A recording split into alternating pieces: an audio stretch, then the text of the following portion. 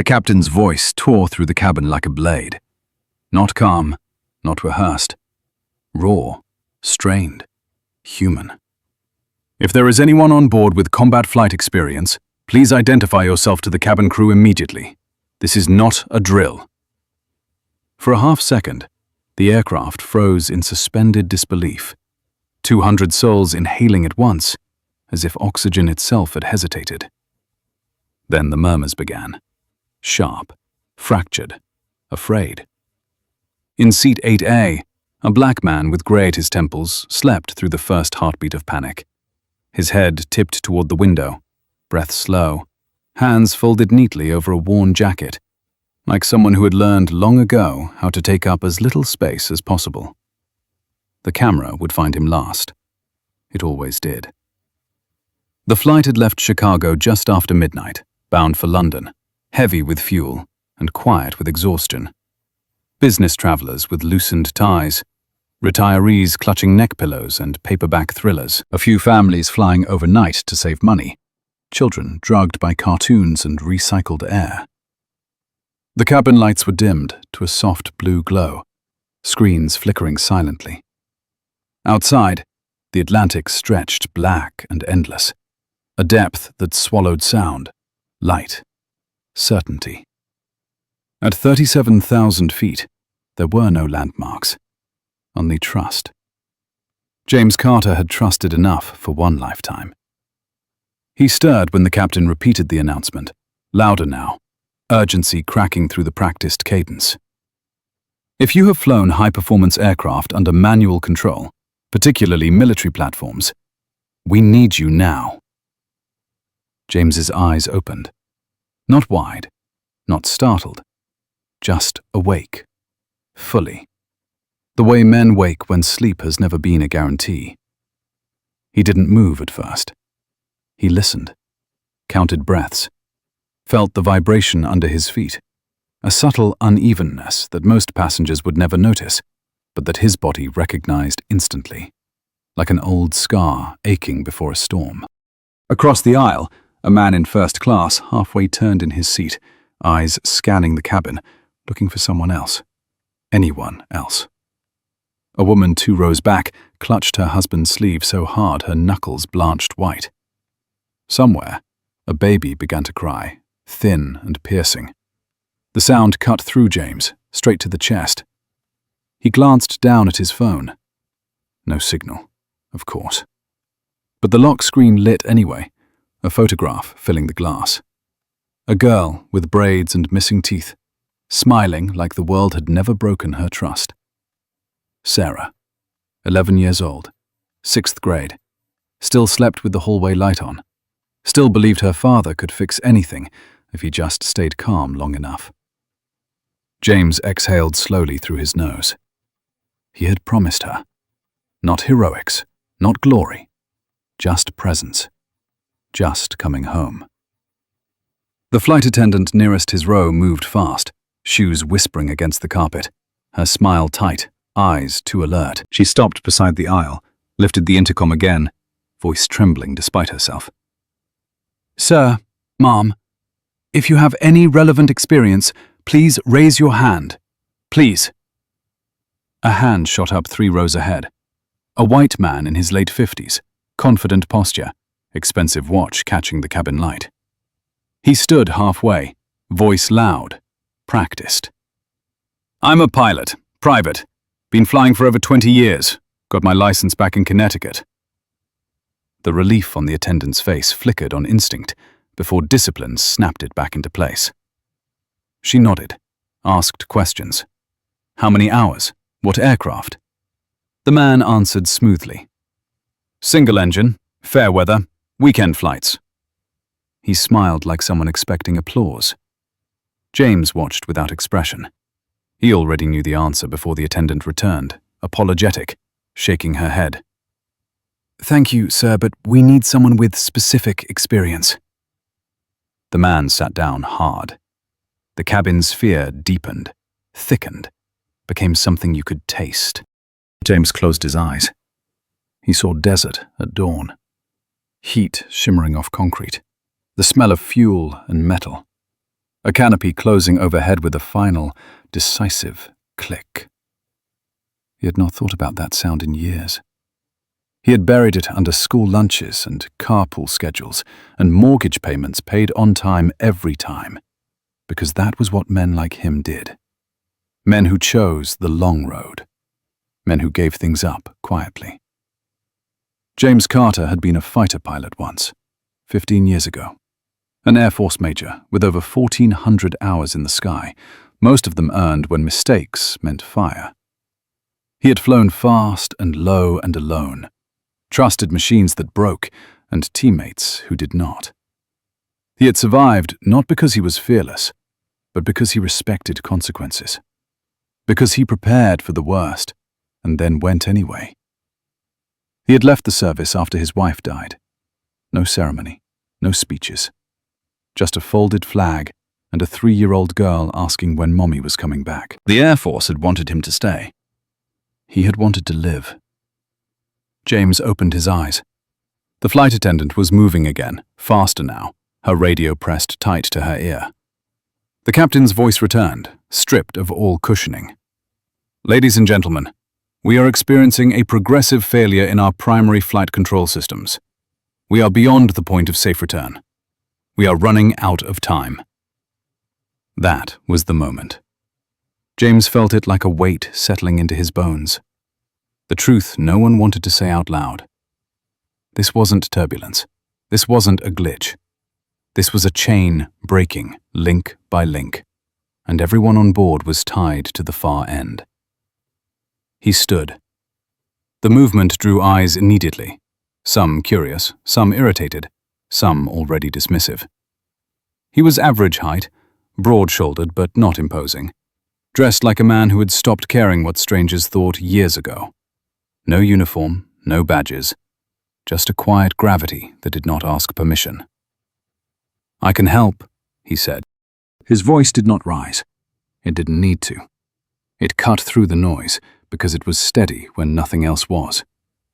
The attendant turned, relief colliding with hesitation. "Sir, do you have—" "I flew combat aircraft for the United States Air Force," James continued, meeting her eyes. "High-performance platforms, manual reversion, system degradation. I understand what's happening up there." A murmur rippled. Someone scoffed. Someone whispered. A man in a tailored blazer leaned toward his wife and said something sharp and dismissive under his breath. James didn't look at them. He had learned long ago that doubt was louder than truth, until truth started moving. The attendant swallowed. "Do you have identification? Credentials?" "No," James said. "I retired more than a decade ago. But I can tell you this. If you've lost more than one flight control computer, and the remaining system is degrading, you are minutes away from losing electronic authority altogether. At that point, your pilots will be flying blind unless they know how to bypass the system manually. Civilian training does not cover that." The color drained from her face. Behind her, a man stood. Tall, rigid posture.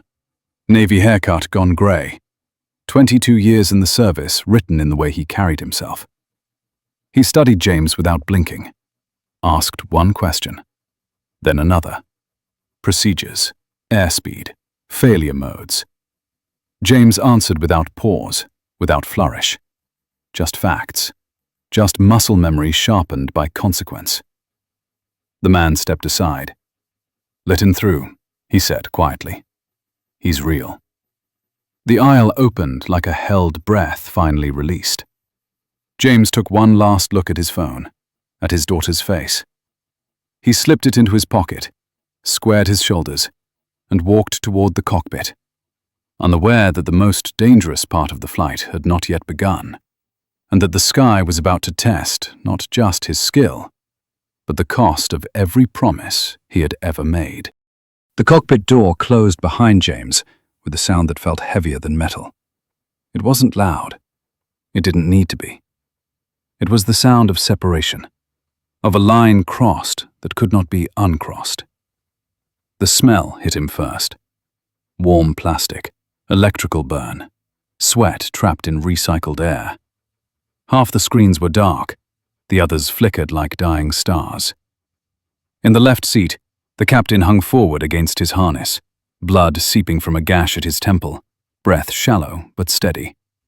A flight attendant knelt beside him, hands shaking as she pressed gauze to his head, whispering his name like a prayer she wasn't sure still worked. The first officer looked up when James entered. Young, early 30s at most, clean cut, eyes too wide, hands locked around the yoke as if letting go would cause the aircraft to fall out of the sky immediately. His jaw was clenched so tight, a muscle jumped beneath the skin. "Thank God," he said, then stopped himself. Sir. I don't even know what to call you." James didn't answer right away. He stepped forward slowly, letting his eyes take everything in. Engine parameters, fuel state, hydraulic pressure, control law status. He absorbed the information the way a medic reads a wound. Calm, efficient, no emotion until the work is done. "James Carter," he said finally. "Former Air Force. You're the one flying right now. Stay with me. What happened?" The first officer swallowed. "Ryan Miller. The captain hit his head during a sudden drop. We were already dealing with faults in the primary flight control computers. We lost one, then another. The third is still online, but it's not stable. Response is lagging. Sometimes it doesn't respond at all." James nodded once. His eyes never stopped moving. "You're flying in normal law right now," he said. "Barely.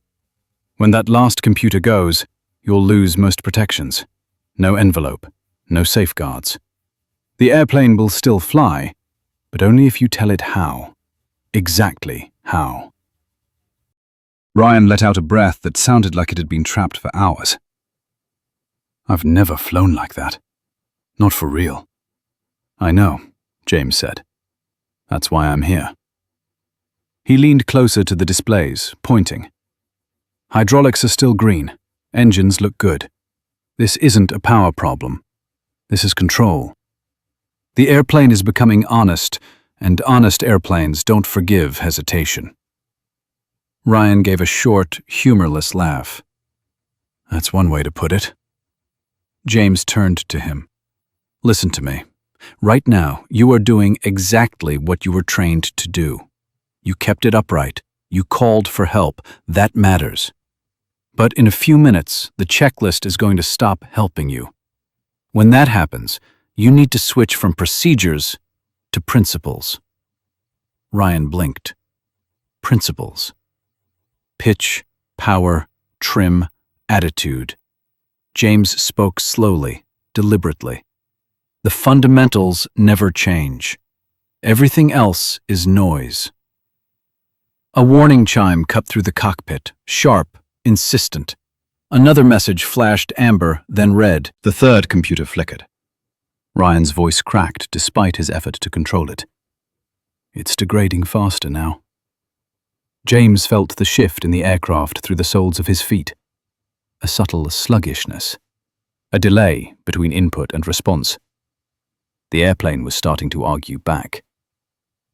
"We're past the point of waiting," James said. "We need to prepare for manual reversion." Ryan hesitated. "That's a last resort.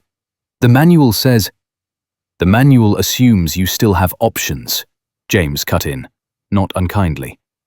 "You don't. Not anymore." Silence stretched between them, thick with the weight of regulation and consequence. Letting a civilian touch the controls was a career-ending decision, possibly a prison-ending one. Ryan knew it. James knew he knew. Ryan looked at the unconscious captain, then back at the failing screens, then out the windshield, where nothing waited but darkness. "If we do this," Ryan said, his voice low, "I could lose everything." James met his eyes. "If you don't, you could lose everyone." Another warning tone, louder this time. Ryan closed his eyes for half a second. When he opened them, something had settled into place. Resolve. or surrender. Sometimes they looked the same. "Okay," he said. "Talk me through it." James stepped closer, but did not touch anything yet. "Good. First, we need to brief this properly. Once we engage manual reversion, there's no autopilot, no auto throttle. Control forces will increase. A lot. The airplane will feel heavy. You will feel behind it if you're not careful." Ryan nodded, swallowing again. "And the law? Gone." James said it plainly. "No protections. You can stall it. You can overspeed it. It will do exactly what you command. Nothing more, nothing less." Another chime. The last computer flickered amber. Ryan's fingers trembled. James placed a hand on the center console, steady, grounding. "Look at me, not the screens. Me. You're not alone in this cockpit. Whatever happens next, we handle it together." Ryan took a breath, a real one this time. "Okay." In the cabin, the mood had shifted from fear to something colder. Passengers watched the minutes crawl by on seatback screens. A man in business class argued quietly with a flight attendant, demanding answers she could not give. A retired couple held hands, knuckles pressed together, whispering prayers learned decades ago. In row 8, a woman stared at James's empty seat, her lips moving as if rehearsing words she might never get the chance to say. The aircraft shuddered. Ryan flinched. That felt worse. "It is worse," James said. "We're almost out of time." He pointed to the standby control panel. "That switch. When you throw it, the airplane is yours in the most literal sense. There is no computer between you and the control surfaces. You'll feel everything." Ryan's hand hovered over the switch. His breathing was shallow now. "Before you do this," James said quietly, "you need to understand something. Once we go manual, this airplane will not fly like you expect. It will fight you. You cannot fight back. You have to lead it." Ryan looked at him, eyes searching. "How do you know that?" "Because I learned it the hard way," James said. "Over a desert where no one was coming if I got it wrong." The last computer went red. The cockpit filled with alarms. Ryan didn't hesitate this time. He threw the switch. For a terrifying moment, the controls went slack. Dead. The aircraft dropped, a sudden stomach lurch that rippled through the cabin in a chorus of gasps and cries. Then the controls stiffened, alive again. Ryan pulled back gently. The nose responded. Slow, heavy, but it responded. "It's back," he whispered. "It's working." James exhaled for the first time since he'd entered the cockpit. "Good. Now don't waste it." The aircraft steadied, but James was already calculating the next problem. Manual reversion was never meant for long-duration flight. Hydraulics would bleed faster. Control forces would increase. Time was now their enemy. Ryan looked at him, hope flickering. "What now?" "Now," James said, "we decide where we're going to land and how much airplane we'll have left when we get there." Outside, the Atlantic rolled on beneath them, dark and indifferent, as the airplane flew on, held together by skill, resolve, and a man who had never intended to return to the sky, but found himself carrying it again. The first thing James noticed was the drag. Not on the engines, on the airplane itself. A subtle resistance that grew with every correction, every degree of bank, every inch of pitch. Manual reversion was holding, but it was hungry. It ate hydraulic pressure like a fire eats oxygen, and James could almost feel the system bleeding out beneath his hand. Ryan was still on the controls, but his movements were cautious now, almost timid, like a man afraid the machine might shatter if he spoke too loudly. "That's normal," James said. "You're feeling the weight for the first time. Don't fight it. Anticipate it. Ryan nodded, jaw tight. Hydraulic pressure is trending down, slow but steady. James leaned closer to the gauge. Read it. 72%. James did the math instantly. At this rate, they had maybe 90 minutes before the controls became brutally heavy. Less if turbulence worsened. And turbulence always worsened over the North Atlantic at night.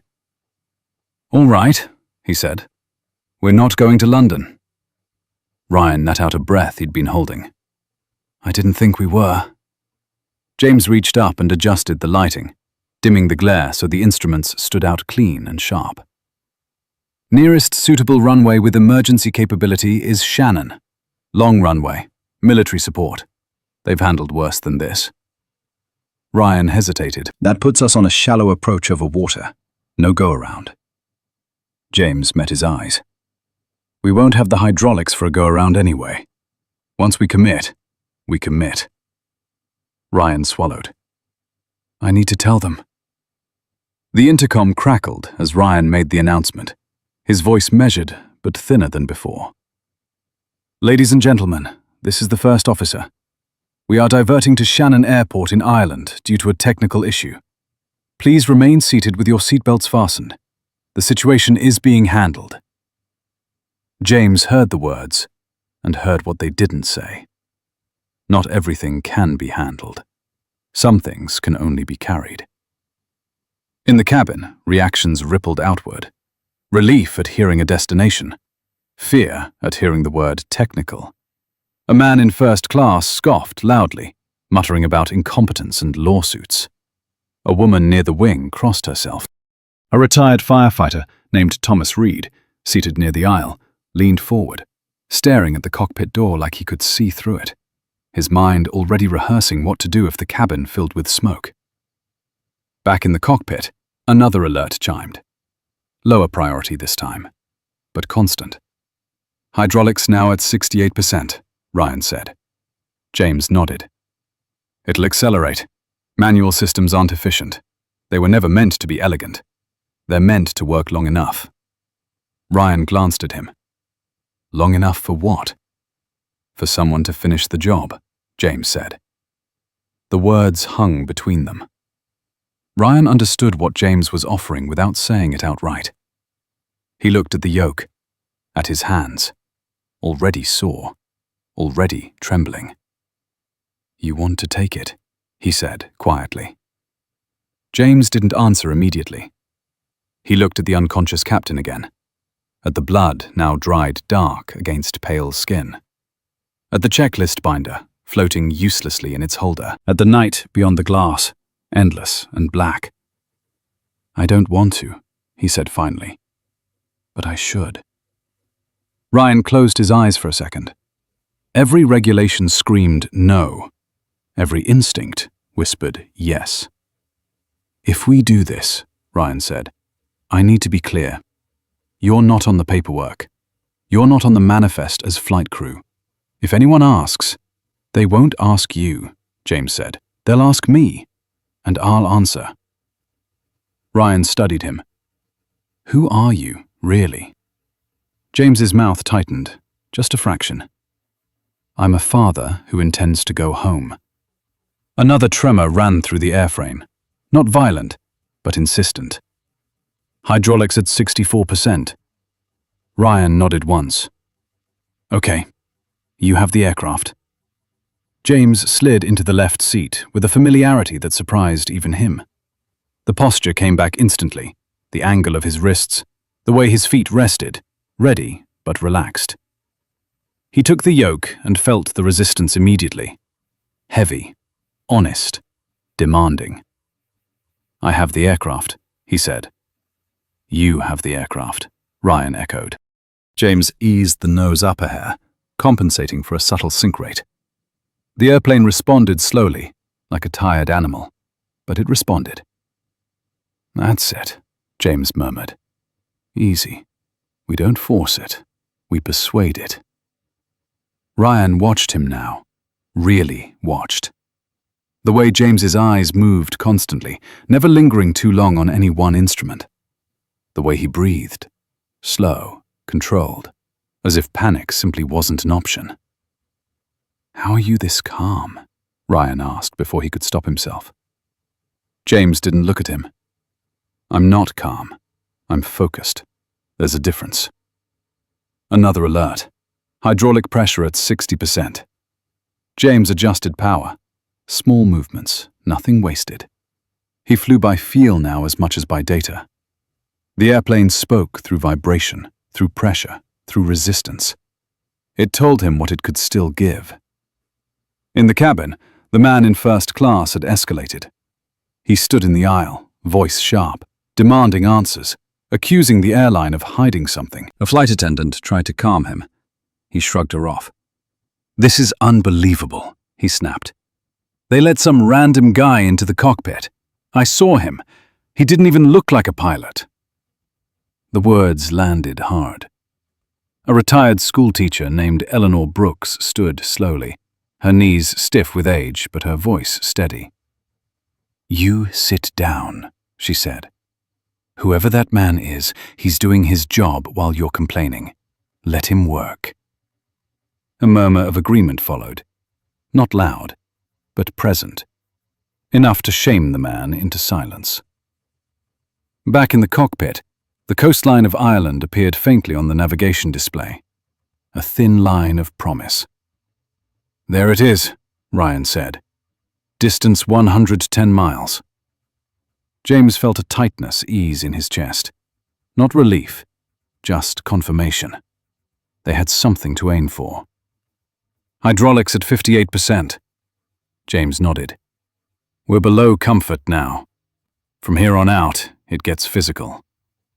He flexed his fingers, rolled his shoulders. The yoke pushed back harder now, demanding strength, demanding commitment. Ryan watched the gauge. 56. 55. James adjusted trim manually, careful not to overcorrect. Sweat traced a line down his spine, unnoticed. In his mind, a different image rose. Sarah at the kitchen table, struggling with math homework, chewing the end of her pencil. Sarah asleep on the couch, head on his chest, trusting him completely. Sarah asking him once why he never talked about his old job. "Because it's over," he had said. He understood now that he had been wrong. It wasn't over. It had just been waiting. Hydraulics at 52%. James exhaled slowly. "Ryan, I need you on altitude callouts once we start descent. Every 100 feet below 1,000. Clear and loud." Ryan nodded. "Got it." James glanced at him. "And listen to me carefully. When I say brace, you don't ask why. You do it." Ryan swallowed. "Okay." The runway lights of Shannon glowed faintly on the horizon, a string of white against the darkness. James tightened his grip on the yoke. The airplane pushed back, stubborn and tired, but still alive. "We're going to make it," Ryan said, hope creeping into his voice. James didn't answer. Hope was a luxury. Skill was what kept people alive. He guided the aircraft toward the beginning of its descent, knowing the hardest part was still ahead, knowing that the sky had not yet demanded its full price. The descent began earlier than any of the books would recommend. James eased the nose down with deliberate restraint, not because the runway was close, but because the airplane was tired. It had been fighting itself for too long. Every correction now came with resistance, like turning the wheel of an old truck without power steering. The yoke pushed back hard enough to make his forearms burn. He welcomed the pain. Pain meant connection. Pain meant the airplane was still talking to him. Ryan's voice steadied as the ground came closer. Passing flight level 180. Pressure set. James acknowledged with a nod, eyes locked forward. Outside the windshield, the darkness thinned just slightly, the first suggestion of shape replacing the void. Clouds below, broken, uneven, the kind that hid turbulence in their folds. Hydraulics at 50%, Ryan said. James didn't look. "I know." He felt it. Every pilot did. The airplane no longer floated. It dragged itself through the air, heavy, stubborn, demanding strength and precision in equal measure. This was no longer a system problem. This was a human problem. In the cabin, the lights had come up. Not fully bright, but enough to reveal faces drawn tight with fear. Flight attendants moved through the aisles with practiced urgency, checking seatbelts, kneeling to speak eye to eye with passengers who needed grounding. The soundscape had changed. No more murmurs, just breathing. Fast, shallow, too loud in the quiet. The man in first class sat rigid now, earlier bluster gone, hands clasped so tightly his knuckles ached. He stared straight ahead, jaw clenched, as if daring the future to blink first. 2 rows back, Thomas Reed, the retired firefighter, counted exits without realizing he was doing it. Old habits never died. They waited. Back in the cockpit, another tremor ran through the airframe, stronger this time. The airplane dipped, nose yawing left before James corrected with a firm push of rudder. "Easy," he murmured. "Easy." Ryan's eyes flicked to him. That was turbulence. That was the airplane reminding us who's in charge, James said. "Don't let it rush you." "Hydraulics at 47%. James adjusted power, bringing the thrust up just enough to maintain energy. Too slow, and they'd lose authority. Too fast, and they'd overload the already struggling system. This was a narrow corridor now. No room for comfort. No room for doubt. "Approach has us on runway 24, Ryan said. "Wind's light but variable. Emergency vehicles are staged." "Good," James said. "Long runway. We'll need every foot." Ryan hesitated, then asked the question that had been circling his thoughts for miles. "If this goes bad, how bad does it go?" James didn't answer right away. He waited until the airplane settled, until the controls spoke clearly again. "If it goes bad," he said, "it goes fast. There won't be time to be afraid." Ryan nodded, absorbing it. His hands tightened on the altitude selector, though it no longer mattered. He was learning, in real time, the difference between managing an airplane and surviving one. "Hydraulics at 43%. The runway lights grew brighter, more defined. A thin strip at first, then unmistakable. White lines cutting through blackness like a promise that demanded payment. James felt sweat on his palms now. He wiped one hand on his thigh and re-gripped the yoke. The resistance had increased again. Each movement took intention, force. He could feel the strain climbing into his shoulders, down his back. This was where most men would try to be gentle. This was where gentleness would kill them. Ryan glanced at the gauges. "We're below minimum for normal ops." James's voice stayed level. "This stopped being normal a long time ago." The airplane shuddered again, harder. The nose dipped, airspeed fluctuating. James corrected, jaw tightening. He could feel the limits now. The controls were nearing the edge of usefulness. Beyond this point, muscle would matter as much as skill. Ryan swallowed. "How do you know when to stop correcting?" James breathed out through his teeth. "You don't stop. You choose which mistakes you can live with." "Altitude 1,500 feet. James nodded once. "Configure flaps incrementally. Don't rush it." Ryan's hand hovered, then moved. The airplane responded sluggishly, protesting the change. James countered with trim, then power, then rudder, a constant conversation, a negotiation with physics itself. Hydraulics at 39%. The cockpit was quiet now, except for the warning tones and their breathing. No more small talk. No more explanations. Everything essential had already been said. James leaned forward slightly, eyes narrowing. He could see the runway clearly now. Foam trucks, red and blue lights flashing like distant sirens from another life. People waiting. watching, hoping. Ryan's voice dropped. Passing 1,000. James felt the weight shift. This was the point of no return. No go-around, no second attempt. The airplane would land, or it would teach them why it could not. At 800 feet, the controls stiffened again. James grunted softly, forcing the yoke forward against the resistance, keeping the descent shallow. Too steep, and they'd hit hard. Too shallow, and they'd float, bleeding precious runway. 700. Ryan's cadence became automatic now, drilled into him by repetition and fear. 600. 500. James's arms burned. His grip tightened. He could feel the airplane's reluctance, its exhaustion. He understood it. He felt the same. 400. James made a decision then. Not written anywhere. Not approved by any board. A technique he had used once before, long ago, in a different sky, with different stakes. A landing that sacrificed elegance for survival. Ryan sensed it. "What are you doing?" "I'm not flaring the way they taught you," James said. "There isn't enough authority left. We keep the speed. We ride it in." 300. The runway rushed toward them now, lights streaking, ground rising faster than the mind wanted to accept. 200. James tightened every muscle in his body.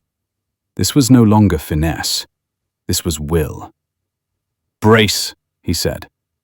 Ryan didn't hesitate. He keyed the microphone. "Brace for impact! Brace for impact! Brace for impact!" 100. James pulled back with everything he had left. The yoke resisted like it might snap. The nose came up slowly, painfully. 50. The main gear hit. Hard. The airplane bounced once, a violent jolt that rattled teeth and souls alike. James slammed the thrust reversers forward, felt the engines roar, felt the deceleration claw at his chest. Again, he forced the yoke down, keeping the wheels planted. The airplane screamed in protest, metal on concrete, systems finally giving up the fight. The end of the runway came at them faster than Ryan liked. 8,000 feet remaining. 6,000. 4,000. James stood on the brakes, ignoring the alarms, ignoring the strain, ignoring everything except the narrowing space ahead. 2,000. 1,000. The airplane slowed, shuddered, rolled to a stop. Silence. Not the calm kind. The stunned kind. The kind that follows survival. When no one was sure survival was possible. James sat motionless, hands still on the yoke, chest heaving. His arms shook now, the delayed cost of holding the sky together by force alone. Ryan stared forward, then laughed once, sharp and disbelieving. "We're down." James closed his eyes. Somewhere in the cabin, a sob broke loose. Then another. Then applause, uncontrolled and raw. James didn't turn around. He reached into his pocket, fingers brushing his phone, feeling its solid weight. "I'm coming home," he thought. The sound reached the cockpit before the feeling did. A low roar, then a surge of voices, applause crashing into sobs, laughter breaking apart into prayer. It rolled forward through the cabin like a physical force, pressing against the cockpit door, seeping through the seams. Survival had a sound, and it was messy. James stayed where he was. His hands were still wrapped around the yoke, knuckles swollen, fingers numb. The aircraft around him ticked and popped as metal cooled. 1,000 small reminders that something massive had been forced to do something it was never designed to do. Warning lights glowed uselessly now, no longer urgent, just accusatory. The airplane had given everything it had. Ryan turned toward him slowly, like a man afraid the moment might shatter if he moved too fast. His eyes were wet. He didn't bother wiping them. "You did it," he said. His voice cracked on the word. James shook his head once. We did it. Ryan swallowed hard. I would have lost it. When the hydraulics dropped, I felt it. I was already behind the airplane. James finally let go of the yoke. His hands trembled openly now. That's normal, he said. The airplane wants to win. You just can't let it decide the terms. The flight attendant pushed the cockpit door open a few inches, eyes wide, face pale, tears streaking the edges of her professional calm. Everyone's okay, she said breathlessly. Everyone. That was the moment James felt it. Not triumph. Not relief. The release. His shoulders sagged, as if gravity had suddenly doubled. He leaned back in the seat, staring at the ceiling panel, listening to his own breathing finally slow. For a heartbeat, he saw Sarah's face again. Not smiling this time. Just asleep. Safe. Unaware of how close the world had come to breaking its promise to her. Ryan cleared his throat. The captain, medical's on the way. James nodded. Good. Outside the windshield, emergency vehicles surrounded the aircraft in a halo of flashing red and white. Foam trucks idled. Ambulance doors stood open. People ran with purpose now. Crisis transformed into procedure. The danger had passed, but the consequences were just beginning. James knew that. He had crossed lines tonight. Legal ones, professional ones, moral ones too, depending on who was writing the report. He had taken control of a commercial airliner without authorization. There would be questions, investigations, panels of men in suits who had never felt an airplane die in their hands. He accepted that. Ryan stood, unsteady on his feet, then turned back. They're going to want to talk to you. The airline, authorities, everyone. James pushed himself upright, muscles protesting. That's fine. Ryan hesitated. You know they might try to make this complicated. James met his gaze. Let them. Complicated doesn't scare me. They exited the cockpit together. The cabin erupted the moment James appeared. People stood despite instructions. Hands reached out, some touching his arm, his sleeve, like he was something solid they needed to confirm was real. A woman pressed a rosary into his palm without saying a word. A man nodded once, deeply, the way soldiers recognize something in each other without asking names. Near the front, the man who had complained earlier sat frozen, eyes locked on James. Shame had replaced arrogance completely. He opened his mouth, then closed it again, words failing him at last. James didn't stop. He walked down the aisle slowly, deliberately, absorbing faces, breaths, lives that would continue tomorrow because the sky had blinked first. He felt no anger, no need to settle accounts.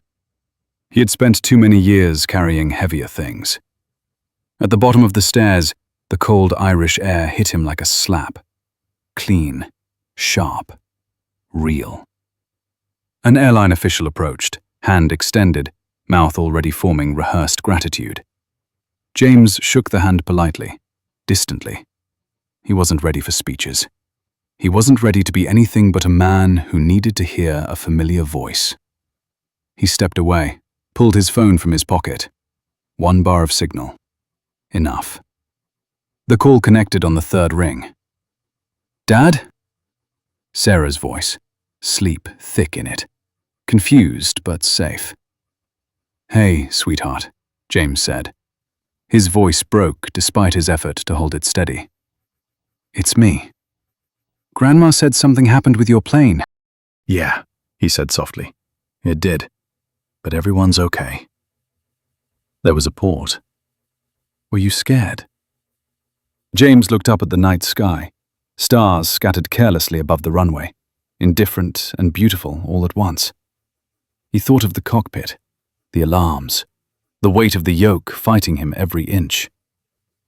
A little, he said, but I knew what I was doing, and I knew who I was coming home to. She yawned. Okay. When will you be home? Soon. Very soon. She hummed sleepily. Love you, Dad. Love you more, James said. The call ended. James stood there for a long moment, phone still pressed to his ear, the noise of sirens and engines fading into the background. He didn't feel like a hero. He felt like a man who had been reminded of who he was, and who he refused to stop being. Behind him, the airplane rested on the runway, scarred, silent, grounded at last. James Carter turned toward the terminal, toward the paperwork, the questions, the consequences waiting patiently in fluorescent light. Whatever came next, he would face it. He always had. The room they took him to had no windows. Fluorescent lights hummed softly overhead, casting everything in a pale, unforgiving glow. A folding table, 3 chairs, a pot of coffee that smelled burnt and old. James sat alone at first, hands folded loosely in his lap, posture straight despite the ache that still pulsed through his shoulders and forearms.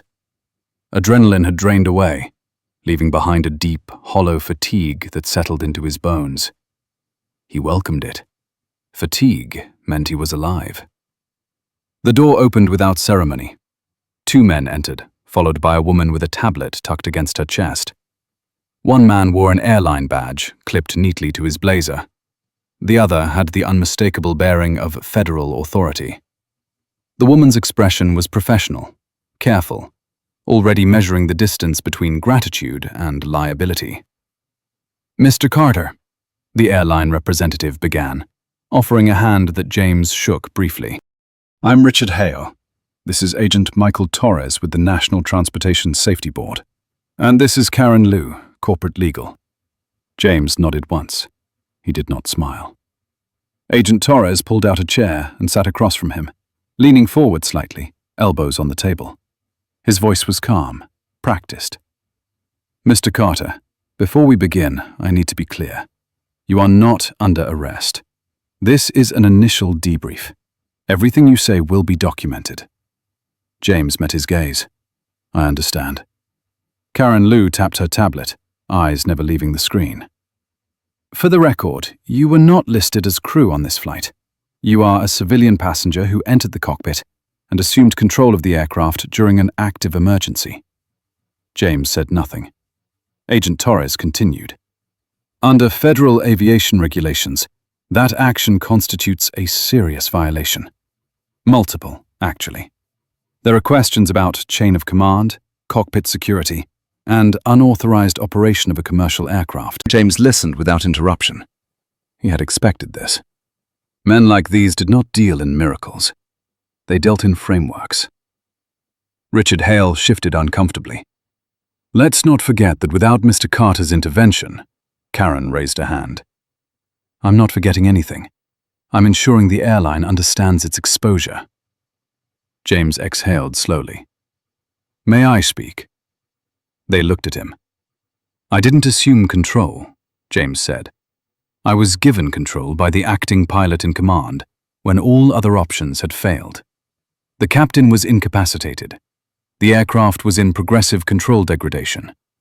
If we had waited for authorization beyond that cockpit, the airplane would not have reached Shannon. Agent Torres studied him. That's your assessment. It's a fact, James replied. You'll see it in the data. Karen finally looked up. You're very confident. James met her eyes. Confidence has nothing to do with it. Physics does. Silence stretched. Not hostile, just heavy. Agent Torres leaned back slightly. You flew combat aircraft? Yes. How long ago? I retired 13 years ago. Karen's fingers paused over the tablet. And yet you felt qualified to take the controls of a modern, wide-body commercial jet. James didn't hesitate. The principles haven't changed. The machines have. That's why most people panic when the machines stop helping them. Richard Hale cleared his throat. The flight crew confirmed that Mr. Carter demonstrated precise technical knowledge. Manual reversion, control laws, hydraulics. He knew what he was doing. Karen's lips tightened. Knowing terminology and flying an aircraft are not the same thing. James leaned forward slightly for the first time. With respect, Mom, if you've never flown a damaged airplane without electronic protections, you don't get to decide what's the same. Agent Torres raised an eyebrow, but there was something like approval beneath it. Mr. Carter, he said, do you understand that had this gone differently, you could be facing criminal charges? James nodded. Yes. And you did it anyway. Yes. Why? The question hung there. Simple. Dangerous. James thought of Sarah, of the photograph on his phone, of the way her voice had sounded when she asked if he was scared, of the man he had been when he first learned to fly, of the man he became when he learned to stop. Because I was the most qualified person in reach, James said quietly, and because doing nothing would have been a choice, one I couldn't live with. Karen studied him now, really studied him, not as a liability, as a variable she hadn't accounted for. Agent Torres closed his notebook. The preliminary data supports your timeline. We'll need a full statement. There will be hearings, reviews. But I'll say this. You acted under extreme circumstances. That matters. Richard Hale nodded vigorously. The airline is grateful. James absorbed the word without reacting. Gratitude was fleeting. Consequences were not. Am I free to go? James asked. Agent Torres stood. For now, but don't leave the country. James almost smiled. They left him alone again.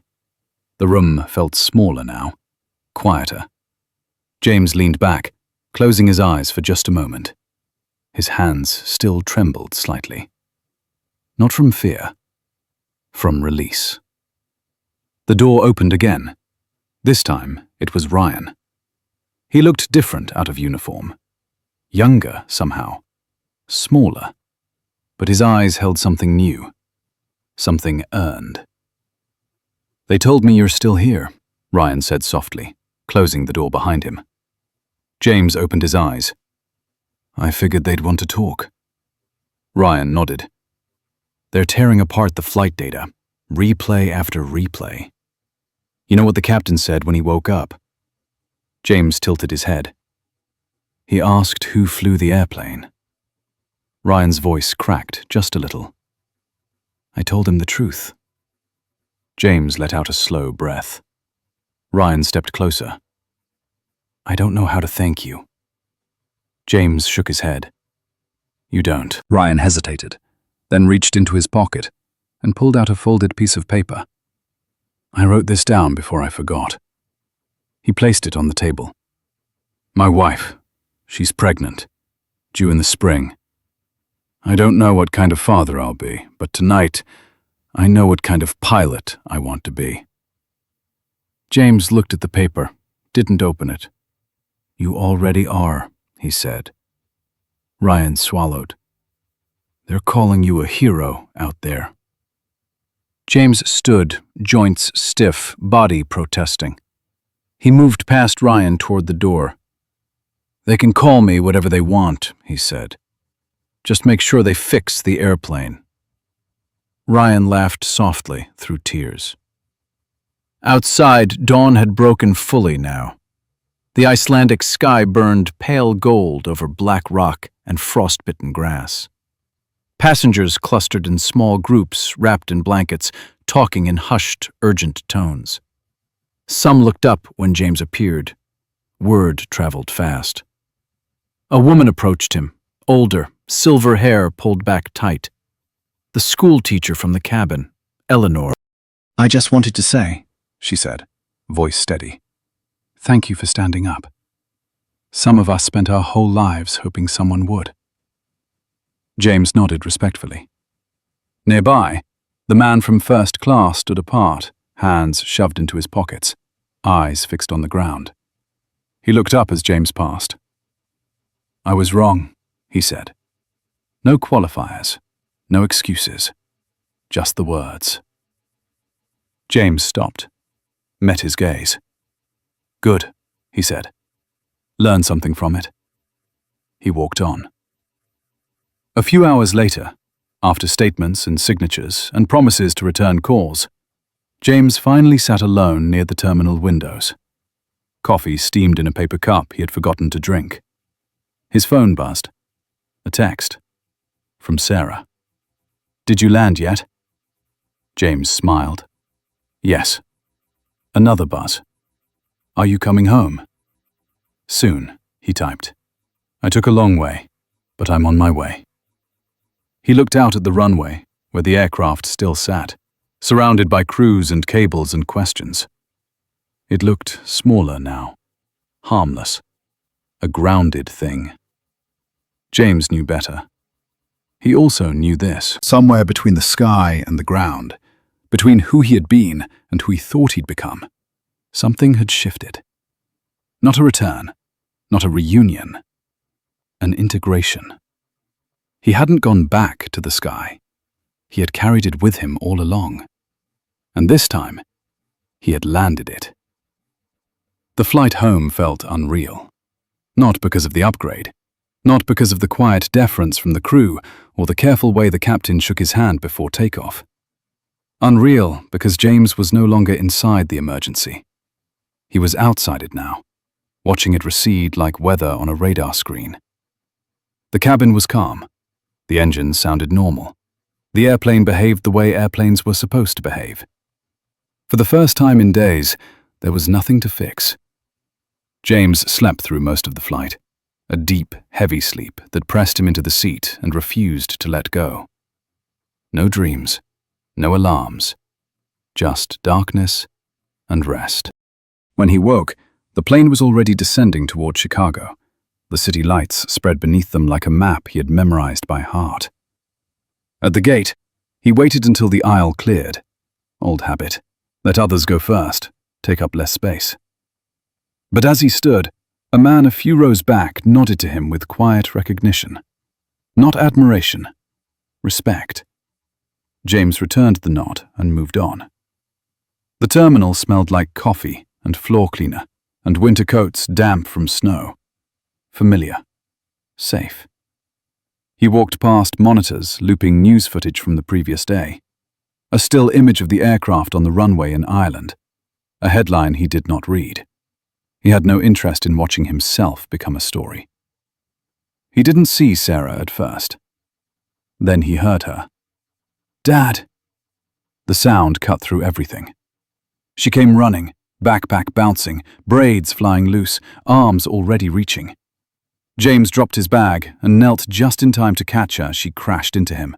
Small and fierce and real. He held her tighter than necessary, breathing her in, grounding himself in the weight of her.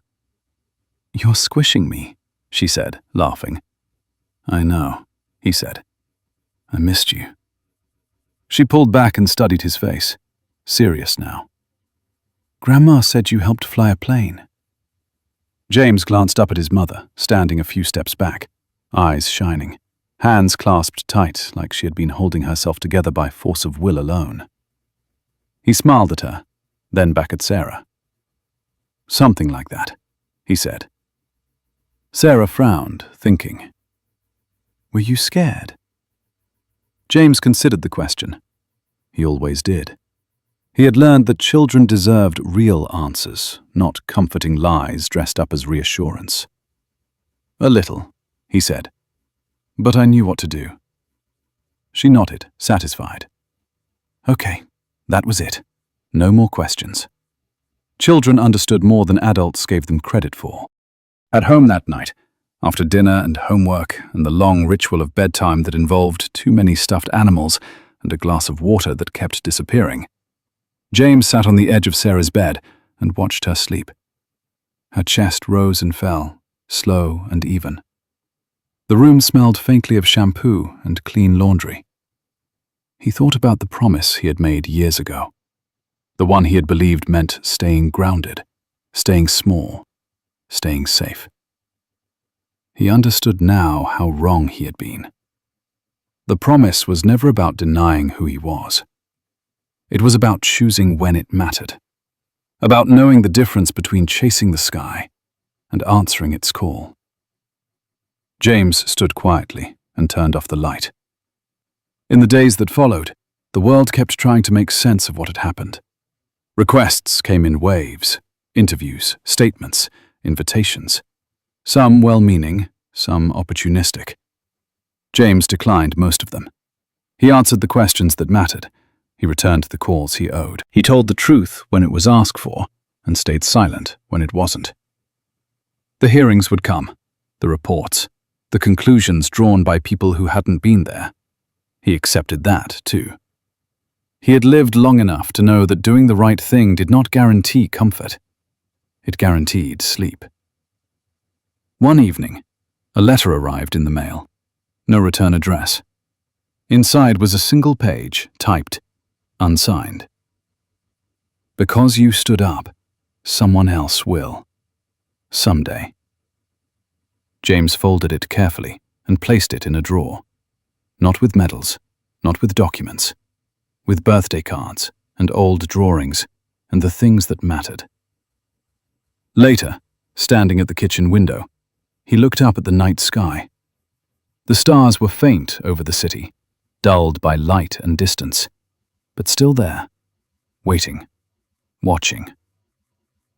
James did not feel the old pull, not the ache, not the hunger. He felt peace.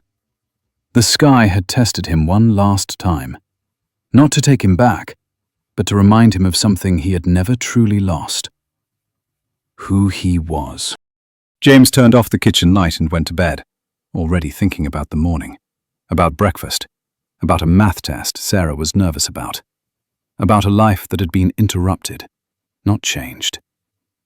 And for the first time in a long time, he knew with absolute certainty that whatever came next, he was exactly where he was supposed to be. The letter came 3 weeks later.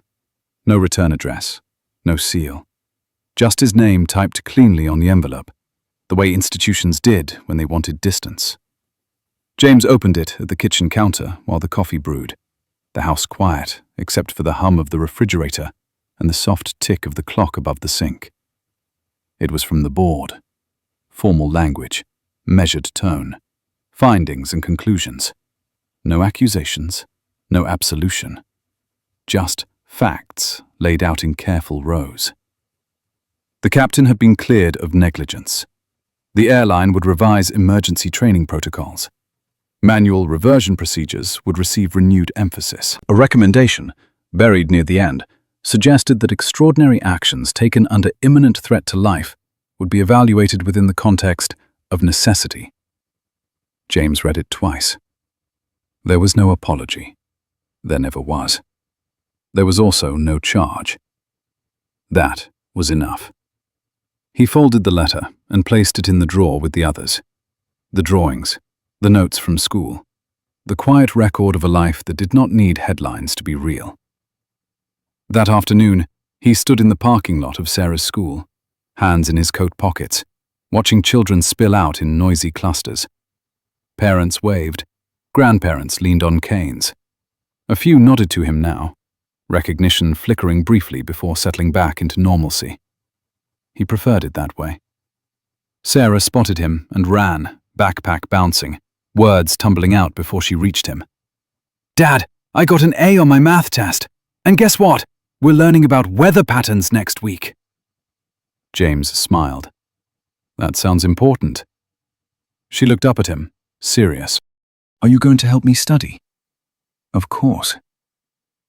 That night, after homework and dinner, and the comfortable chaos of dishes and laughter, James sat alone on the back steps, the cold biting through his jacket. The sky above Chicago was pale and washed out, stars barely visible, but he knew where they were. He always had. His phone buzzed, a message from an unknown number. "This is Ryan Miller. I hope it's okay I got your contact through the airline. I start simulator training again next week. Different now." "Thank you." James typed back a single sentence. "Fly the airplane. The rest will follow." He put the phone away. Inside, Sarah's laughter drifted through the open window as she argued with her grandmother about bedtime. Ordinary sounds. Anchors. James leaned back, breathing in the cold air, feeling the solid ground beneath his feet. He understood something now that had taken him a lifetime to learn. Strength wasn't in what you held onto, it was in what you carried, quietly, until the moment came when you were needed. He stood, brushed his hands together, and went inside, closing the door against the night. The first invitation arrived by email, flagged urgent, its subject line written with the careful optimism of public relations. An industry forum, a panel on crisis decision-making. His name followed by titles he had never used for himself. James deleted it without opening the attachment. The second came by mail, heavy paper, embossed seal. An award ceremony in Washington, a quiet mention of national interest. He set it aside on the counter and forgot about it until Sarah used the envelope to practice cursive. Life had a way of correcting people who mistook noise for meaning. James went back to work the following Monday. Same parking spot, same security badge that stuck sometimes if you swiped it too fast. The warehouse smelled of cardboard and oil and coffee that had been sitting too long. He liked it. Systems made sense. They failed for reasons. If you paid attention, they told you what they needed. A few co-workers glanced at him differently now. Some nodded. One shook his hand a little too firmly. Others said nothing at all, which James appreciated most. At his desk, the hum of computers and forklifts wrapped around him like a familiar rhythm. He logged in, checked shipments, solved problems that would never make the news. At lunch, an older man from accounting sat across from him, clearing his throat. "My grandson wants to be a pilot," he said, eyes down. "I told him about you, about what you did." James took a sip of water. "Tell him to learn patience before he learns speed." The man nodded, absorbing it like advice meant to last. That evening, as James locked up and stepped into the cold, he noticed a young woman lingering near the entrance, coat pulled tight, phone clutched nervously. She approached slowly, unsure. "Mr. Carter," she said, "I hope this isn't strange." "I was on that flight, row 14. I just wanted to say, when things got bad, you stood up. I saw it. I remember thinking, if he's not afraid, maybe I don't need to be either." James studied her face. Tired, honest, still carrying the edge of something sharp. "I was afraid," he said. "I just didn't let it decide for me." She smiled, relief flickering across her features, then stepped back, as if the moment had given her what she needed. At home, James found Sarah at the kitchen table, brow furrowed over a science project. She looked up. "Dad, did you know planes can still fly even when computers stop working?" James raised an eyebrow. "Sounds like someone's been doing her research." She nodded seriously. "Mrs. Hernandez said sometimes people forget how to do things without machines." James pulled out a chair and sat beside her. "That's true," he said. "But the good news is, we can remember." Later, after Sarah went to bed, James stood alone in the living room, the house quiet again. He looked around at the small signs of life.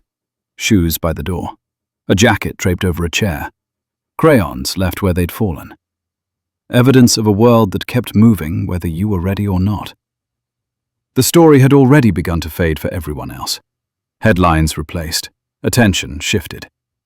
That was how it was supposed to be. But something had changed all the same. Not in the world, in him. James no longer felt like a man who had given something up. He felt like a man who had chosen wisely and been ready when choice came calling again. He turned off the light and went upstairs, carrying that certainty with him, light but unshakable, the way truth was meant to be. The knock came just after dawn, soft but deliberate, the kind that assumed it would be answered. James was already awake. He had been awake for a while, lying still, listening to the quiet house breathe around him, the distant hum of traffic, the faint rattle of heat through old pipes. He rose, careful not to wake Sarah, and opened the door to find two men on the porch and a woman standing half a step behind them, coat buttoned, hair pulled tight, eyes sharp with purpose. They introduced themselves without ceremony. Federal oversight, aviation safety. A follow-up, they said. Just a few final matters to close. James nodded and stepped aside. The house was modest, clean, lived in. A place built for continuity, not display. The visitors took it in without comment, the way professionals learned to read environments quickly and move on. They sat at the kitchen table. Coffee was poured, not offered, taken. Papers came out, tablets lit up. The language was precise, careful, scrubbed of emotion. They told him the findings would stand, that the decision to allow him into the cockpit would be recorded as an extraordinary deviation, justified by imminent threat, that no charges would be pursued, that there would be recommendations, changes, memos that would circulate quietly through training departments and boardrooms. They thanked him again, this time more formally, as if gratitude needed a signature to be valid. James listened, answered what was asked, nothing more. He had learned when to speak, and when silence carried greater authority.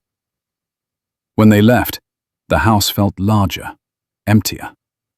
He rinsed the coffee mugs and set them upside down to dry. The day waited. At work, the atmosphere had shifted again. The novelty had worn off. The whispers were gone. There was still respect, but it had settled into something quieter, more durable. A man who knew how to act when systems failed. A man who didn't panic. The kind of reputation that didn't need retelling. Mid-morning, his manager stopped by his desk, hands in pockets, voice low. Corporate wants to know if you'd consider consulting, part-time, safety review stuff. They'll pay. James looked up from his screen. I already have a job. The manager nodded, unsurprised. Figured you'd say that. Let me know if you change your mind. James watched him walk away, then turned back to his work. Containers moved. Timelines adjusted. Problems solved. The ordinary machinery of life continued, and that mattered more than anyone understood. That afternoon, Sarah's school called. Not an emergency, just an invitation. Career Day was coming up. Parents were encouraged to speak.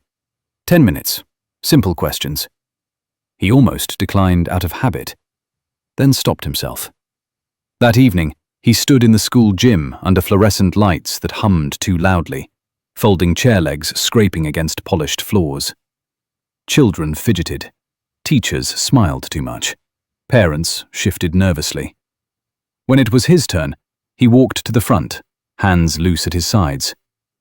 He didn't talk about the flight. He talked about responsibility, about learning how things worked so you could help when they broke, about staying calm when others couldn't, about choosing what mattered and standing by it even when it cost you something.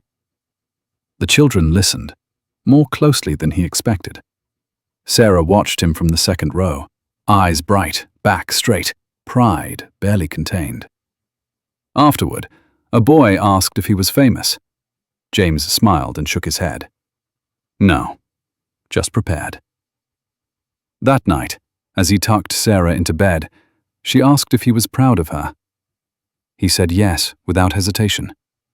She fell asleep believing him, which was the only proof that ever mattered. Days passed, then weeks. The story receded into memory. James received fewer messages, fewer letters. Eventually, none. The world moved on, as it always did. One evening, while sorting mail, he found a small envelope tucked between bills and advertisements. No return address. Inside was a photograph, grainy, taken from a phone. It showed the aircraft on the runway in Ireland, emergency lights flashing, dawn breaking behind it. On the back, written in careful block letters, were the words, "Thank you for bringing us home." James stood there for a long moment, then placed the photo in the drawer with the others. On a clear Saturday morning, he took Sarah to the lake. They walked along the water, stones crunching underfoot, the sky wide and blue above them. A plane passed overhead, contrail cutting a white line across the expanse. Sarah pointed it out, excited.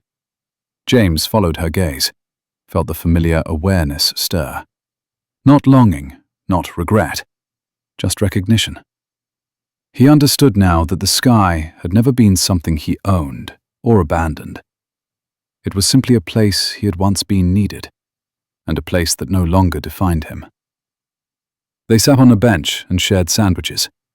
Sarah talked about school, about friends, about plans that stretched only as far as next week. James listened, anchored in the present, grateful for its weight. That evening, as the sun dipped low and the house filled with warm light, James stood at the kitchen window and looked out at the quiet street. He thought about the promises he had kept, and the ones he still intended to, about the way fear had once tried to narrow his world, and how preparation had widened it again. He turned off the light and joined his daughter in the living room, the television murmuring softly, the day closing around them. Somewhere far away, planes lifted into the sky, guided by systems both human and machine. Somewhere closer, a man who had once carried hundreds of lives through darkness, carried groceries into his home, helped with homework, planned for tomorrow. The world did not need him to be a hero again. It needed him to be who he already was. If this story stayed with you, take a moment to like the video, subscribe to the channel, and share your thoughts below with 3 simple words. Share your thoughts.